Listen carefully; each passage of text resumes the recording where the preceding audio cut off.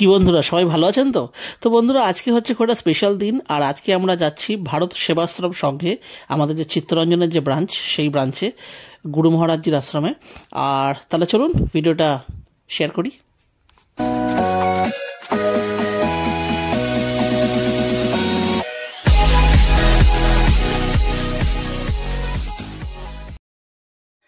তো বন্ধুরা দেখুন, আমাদের টোটো চলে এসছে, আর এখানে যাচ্ছে হচ্ছে আমি, আমার ওয়াইফ, আর এই যে দেখাচ্ছি দাঁড়ান, এই যে ধরুন আমার মেয়ে, আর সাথে রয়েছে আমার মা, ব্যাস এই চারজন।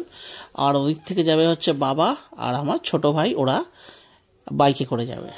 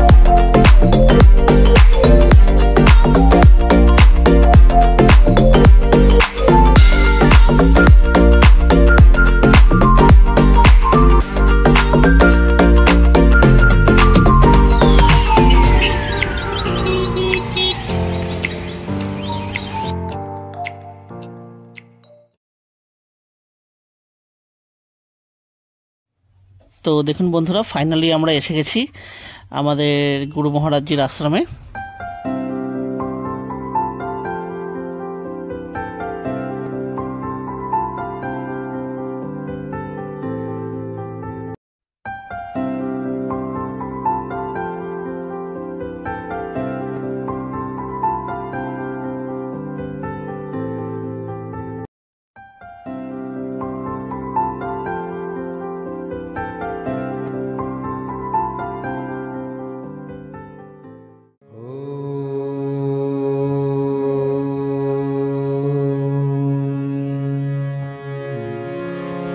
सत्यं शिवं सुन्दरं तपसिद्धविग्रहं योगीश्वरं योगीराजं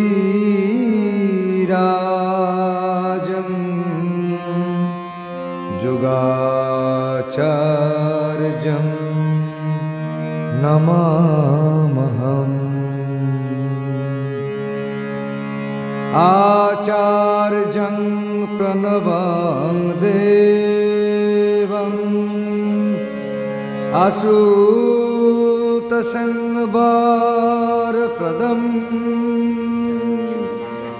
नमामि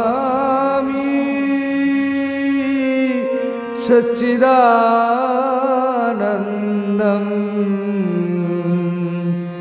श्री प्रणवानन्द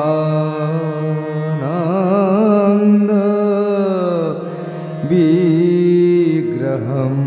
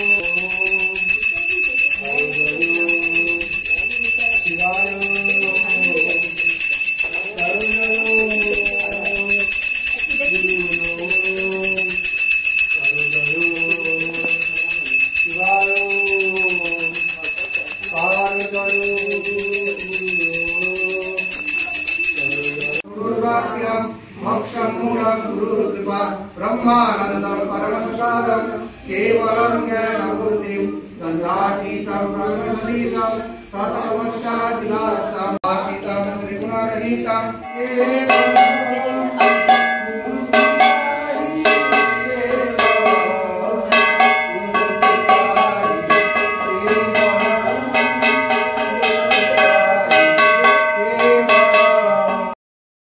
তো বন্ধুরা দেখুন পুজো পাঠ শেষ, এবারে হচ্ছে প্রসাদ পাওয়ার সময়। তো দেখুন এখানে আমরা সবাই শ্রেণীবদ্ধ হয়ে এখানেই বসে আমরা প্রসাদ নেব আজকের।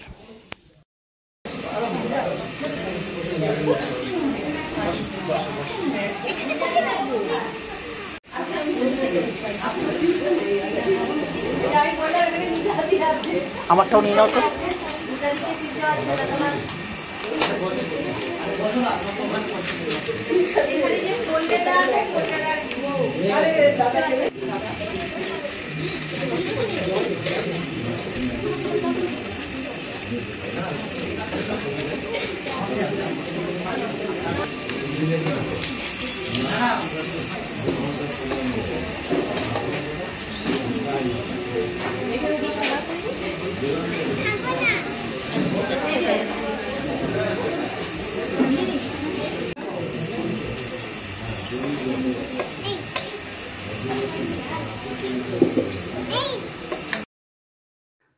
তো দেখুন বন্ধুরা, এটাই হচ্ছে গুরু মহারাজজির আসল আর কি প্রসাদ। আর মানে সে কথাটা মানে আমি না বলে আপনাদের সাথে আর কি থাকতে পারছি না।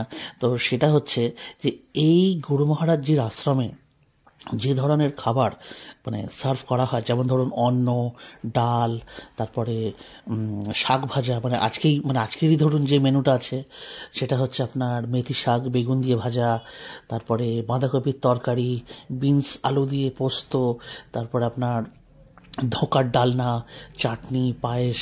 বন্ধুরা এই সমস্ত রান্না কিন্তু মানে আমাদের বাড়িতেও হয়, কিন্তু এই গুরু মহারাজজির আশ্রমের এই খাওয়াগুলো মানে যে স্বাদ, মানে অমৃত আমি কোনোদিন খাইনি, কিন্তু যদি অমৃত পাওয়া যেত তাহলে মনে হয় তার স্বাদটা কিন্তু এইরকমই হতো।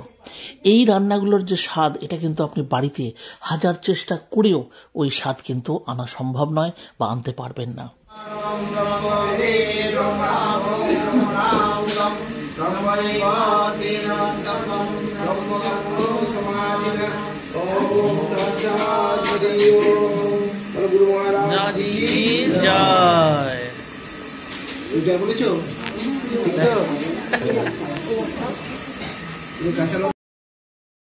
তো বন্ধুরা এই যে ধরুন দেখছেন যে আমরা শ্রেণীবদ্ধভাবে আর মানে আমরা সবাই মিলে বসে এখানে প্রসাদ গ্রহণ করছি।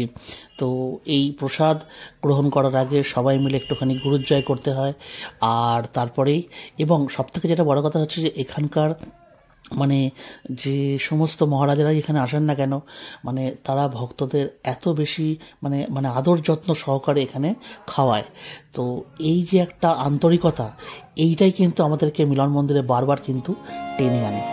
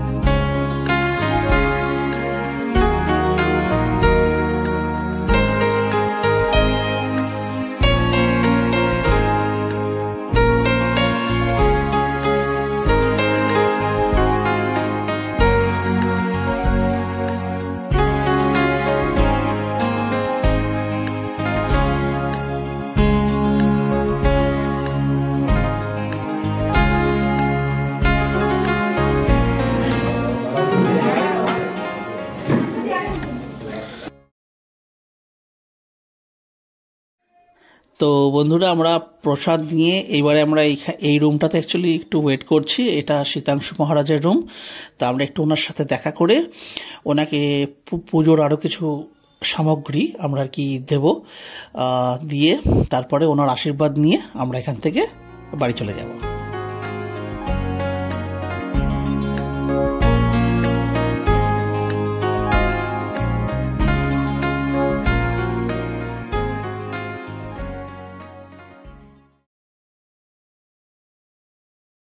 তো বন্ধুরা গিয়ে দেখছেন আমার বাবা এসছেন, আর ওনার একটু আসতে দেরি হয়ে গেল। ওই যে পিছনে ঢুকছে আমার ছোট ভাই। তো বন্ধুরা এই যেখানে ধরুন এই যে চিনি, তারপরে একটুখানি কাজু কিশমিশ, তারপরে গোবিন্দভোগ চাল, এগুলো আমরা ওনাকে দিচ্ছি যাতে উনি একটু পায়েস তৈরি করে আর মানে গুরু মহারাজজিকে একটু ভোগ আর কি দিতে পারেন। তো এইগুলো কেনাকাটি করতে ওনাদের একটুখানি দেরি হয়ে গেছে, তো সেহেতু ওনারা একটু পরে আসছেন। আর তারপরে আমরা যে এখানে এখন শীতাংশু মহারাজ আসবেন, এই যে আমার মেয়ের বয়স এখন প্রায় 5 বছর, এখনো হয়নি, একটু বাকি আছে। তো গুরু মহারাজজিকে প্রণাম করছেন, আমরাও সবাই ওনাকে প্রণাম করে ওনার আশীর্বাদ নিয়ে তারপরে আমরা এখান থেকে বাড়ি চলে যাব। আস্তে আস্তে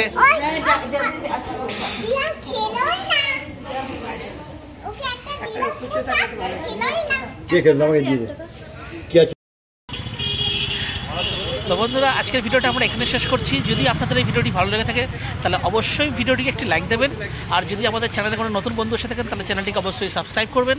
তাহলে আবার দেখাচ্ছে অন্য একটা ভিডিওতে অন্য একটা টপিকের সাথে। ততদিন আপনি নিশ্চয়ই ভালো থাকবেন।